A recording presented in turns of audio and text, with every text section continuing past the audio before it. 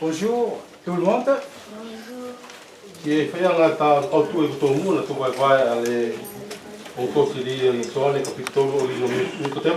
La dernière fois, je n'ai plus la parole devant vous, c'est au chapitre 2 de 3 de Nicodème.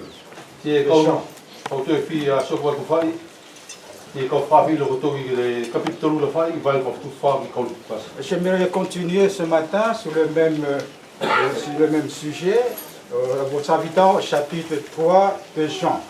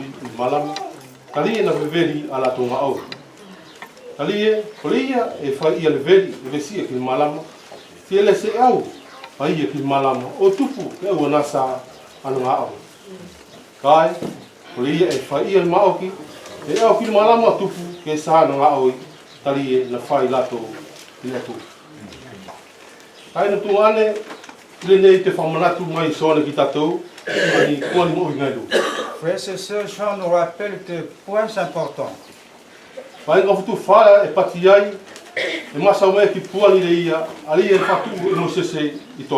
Verset 14, Jean rappelle ce que Moïse a élevé le serpent dans le désert.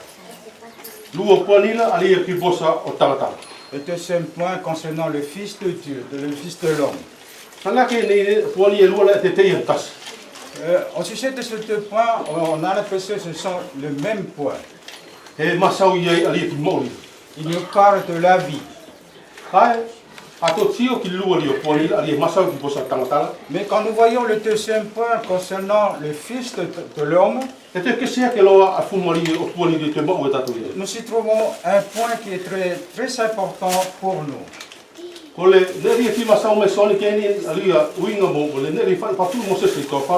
Ce que Jean rappelle concernant ce que Moïse a fait dans le désert, vous connaissez tous cette histoire-là. Nous le trouvons dans l'Ancien Testament, dans le livre de Nombre, chapitre 21. Mais nous n'y allons pas entrer. Quand Moïse éleva le serpent terrain dans le désert, afin que quelqu'un puisse, n'importe qui, puisse regarder le serpent, qu'il puisse vivre, être sauvé lorsqu'il fut piqué par un serpent. Mais ce qui est brillant et important concernant le Fils de l'homme, parce que pour que l'homme puisse être sauvé de son péché, car en regardant à la croix, quand nous croyons au sacrifice accompli par le Fils à la croix,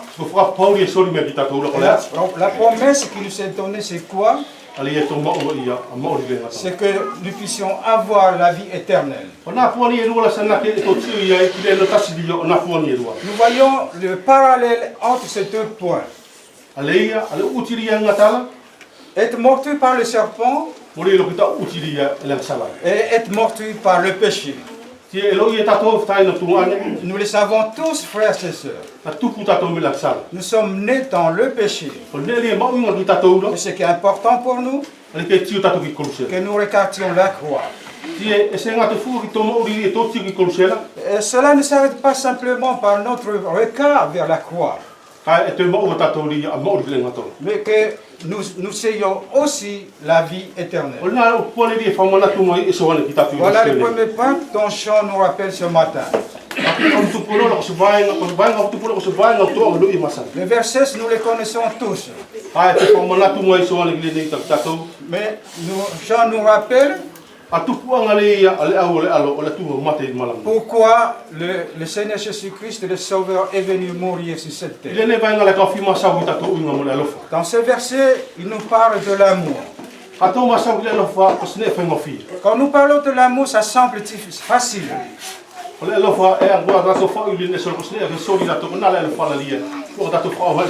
Quand nous parlons de l'amour, c'est quand nous donnons quelque chose à quelqu'un.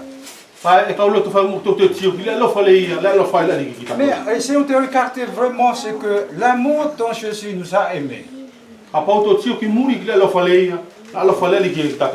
nous regardons cet amour dont Jésus nous a aimés, c'est vraiment quelque chose de terrible qui s'est passé.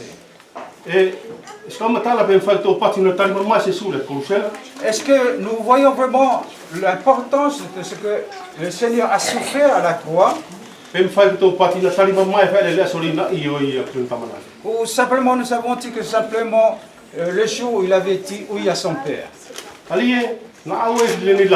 Parce que quand il est venu sur cette terre, il est venu accomplir la volonté du Père. Mais cette volonté ne fut complète que lorsqu'il est arrivé à la croix. C'est pour cela quand nous parlons de cet amour-là, il faut que nous nous rappelions tout ce que le Seigneur a fait. Même quand il est né sur cette terre, il a mis de côté sa gloire. Et à la place, qu'est-ce qu'il a fait? Il est né comme un petit bébé, pauvrement. Dans la première lettre de Jean, voici un conseil important pour nous. Le premier 1 Jean, Jean nous rappelle, nous dit: bien aimés, aimez-vous les uns les autres.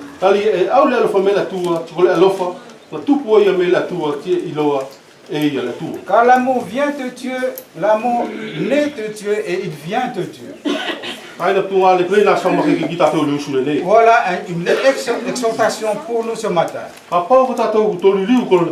Car si nous sommes devenus son peuple, nous devons avoir cet amour-là en nous. Et verset 8, il nous est dit: celui qui n'aime pas, il ne connaît pas Dieu parce que Dieu est amour. Il est ici, Dieu est amour. Et il ne dit pas l'amour est Dieu. Il est dit Dieu est amour. Et Jean rappelle aussi, il a manifesté son amour pour nous en envoyant son Fils unique pour que nous puissions vivre en lui.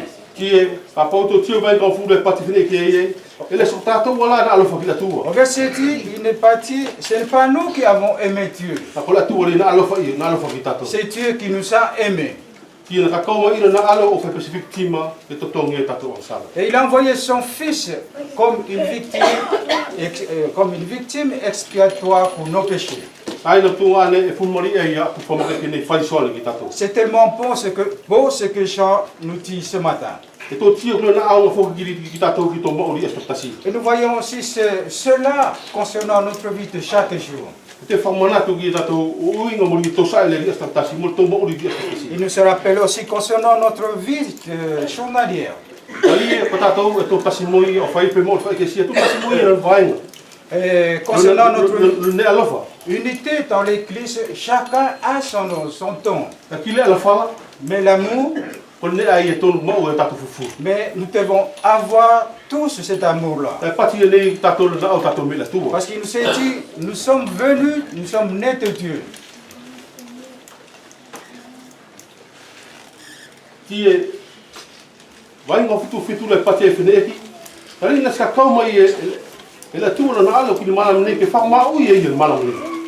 en effet n'a pas envoyé son Fils dans le monde pour qu'il juge le monde. Verset 17. Le Fils de Dieu n'est pas venu pour juger le monde. Il est venu dans ce monde pour que le monde puisse vivre. Luc chapitre 6, verset 7. Luc 6. Jésus dit, ne jugez point. Et vous ne serez point jugés. Ne punissez personne et vous ne serez pas punis. Mais il dit, pardonnez comme Dieu vous a pardonné. Il nous a donné cet exemple en disant, un aveugle peut-il conduire un autre aveugle? Et un peu plus bas, pourquoi vois-tu la paille dans l'œil de ton frère, mais tu ne vois pas la poudre dans ton œil?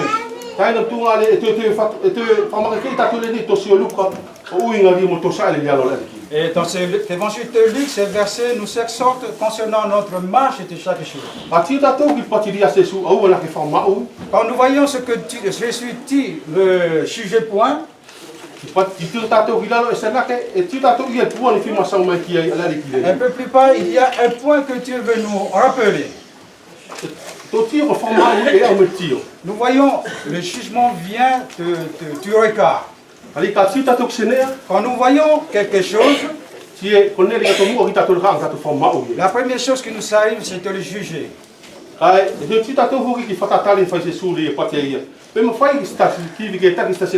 Mais quand nous voyons la parabole, quand Jésus dit, est-ce qu'un aveugle peut conduire un autre aveugle? Pourquoi dit-il cela?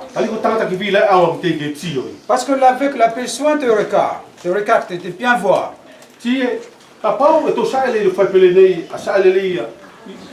Mais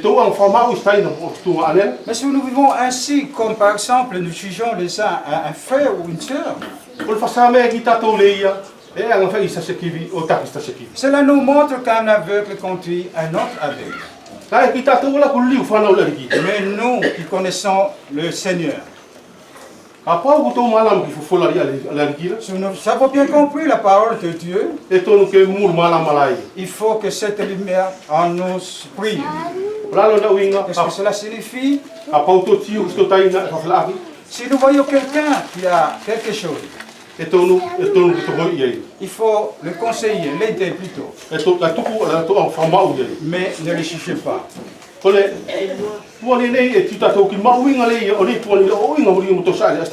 cela est important pour notre vie de chaque jour. Ce que Dieu nous demande, pardonner les uns et les autres. Donnez-leur ce qui leur est utile. Mais si nous voyons quelque chose et nous nous mettons à les juger, qu'est-ce qui nous arrive? Nous tombons dans le trou.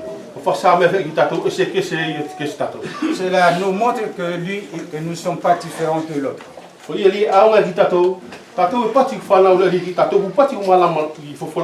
C'est pour ça qu'il est important pour nous, que nous comprenons la parole de Dieu, que nous sommes ses enfants, Que nous sachions ce que nous devons faire à notre frère.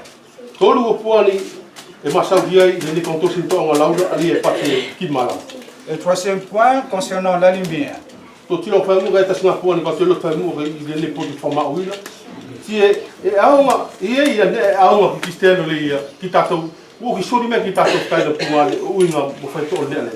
Et concernant le jugement, il y a un point, nous devons savoir, c'est Dieu qui nous a déjà donné cela.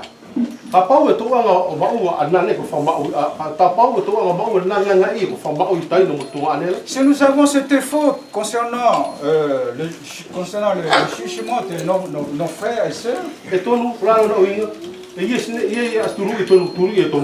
et il faut un collier pour oindre nos yeux.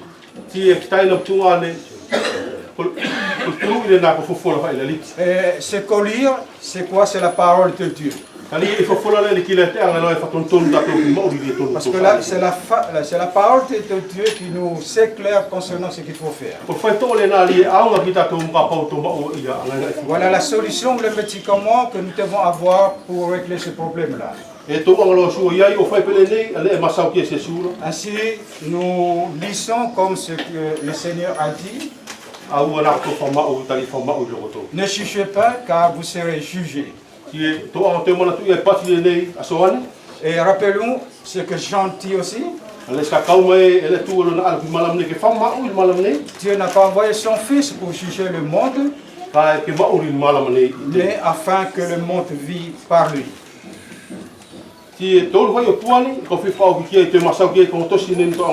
Troisième point pour terminer concernant ce passage que nous avons lu. C'est la lumière. C'est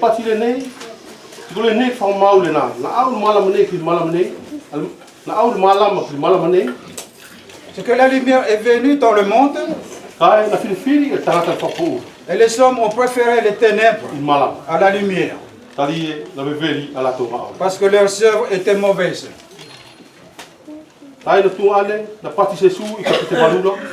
Bien-aimé, je suis averti au chapitre 8. Je suis la lumière du monde. Celui qui me suit ne marchera point dans les ténèbres, mais aura la lumière de la vie. Quand nous voyons ce que Jean nous dit, il n'est pas venu pour juger le monde, mais afin que le monde soit sauvé par lui. C'est la vie, c'est être sauvé. Il est né et Et Jésus dit ceci.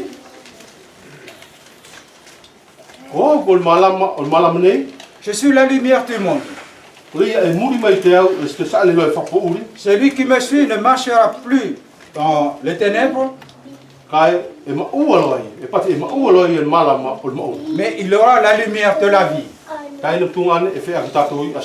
Qu'en est-il de nous aujourd'hui? Quelle lumière nous illuminons aujourd'hui?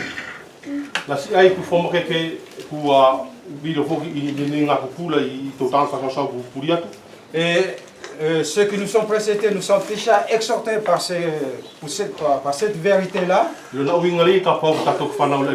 Concernant si nous sommes des enfants du Seigneur, marchons d'une manière digne du Seigneur. C'est le Seigneur Jésus-Christ qui parle ici. Nous pouvons avoir la vie, la lumière de la vie, si nous le suivons.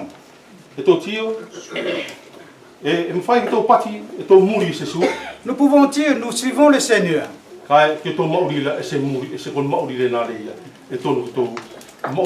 Mais dans nos vies, il n'en est pas ainsi. C'est pour cela que je vous exhorte concernant notre vie, notre marche. Si nous avons été éclairés par la lumière du Seigneur Jésus-Christ, nous devons y marcher. Il faut que la vie que Jésus ait vécue, nous devons avoir cette vie-là. Le Seigneur Jésus avait dit, je suis le chemin, la vérité et la vie. Celui qui croit en moi aura la vie éternelle. Mais cette vie du Seigneur Jésus, par son amour pour nous,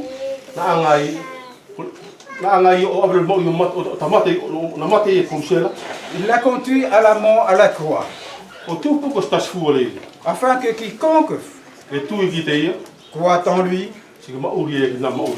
qu'il puisse vivre de cette vie-là. Ainsi, je vous exhorte de passer quelques versets concernant notre marche de chaque jour. Concernant cet amour dont nous parlons ce matin.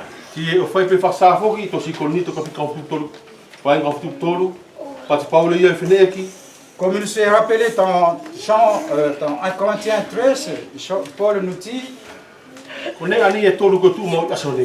ces trois choses subsistent aujourd'hui.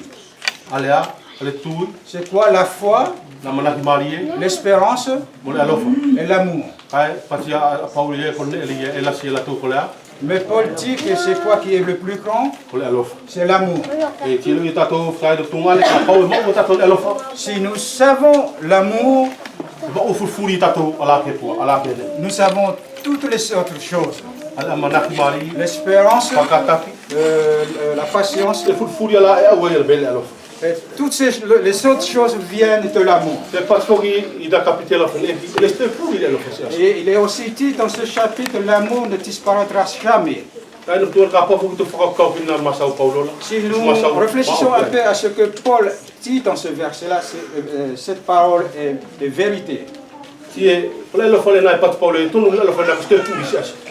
Paul dit, cet amour ne devait pas disparaître un jour. Et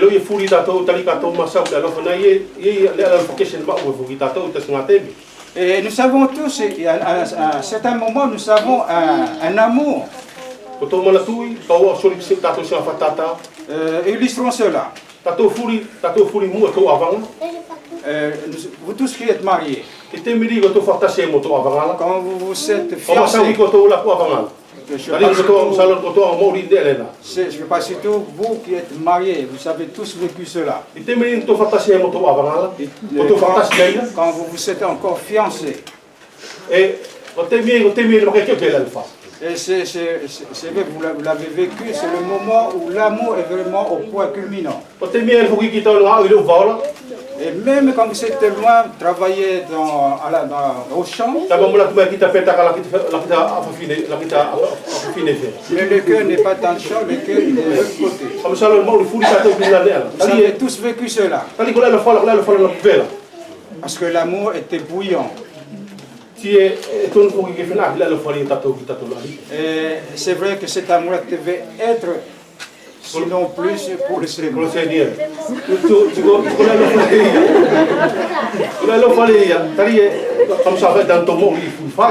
Nous avons tous vécu cela.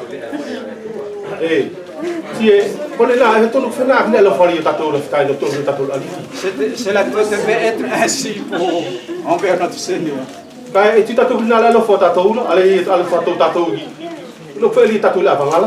Mais envoyez cet amour lorsque le jour d'annonce fut accompli. L'amour, au lieu d'augmenter, il diminue.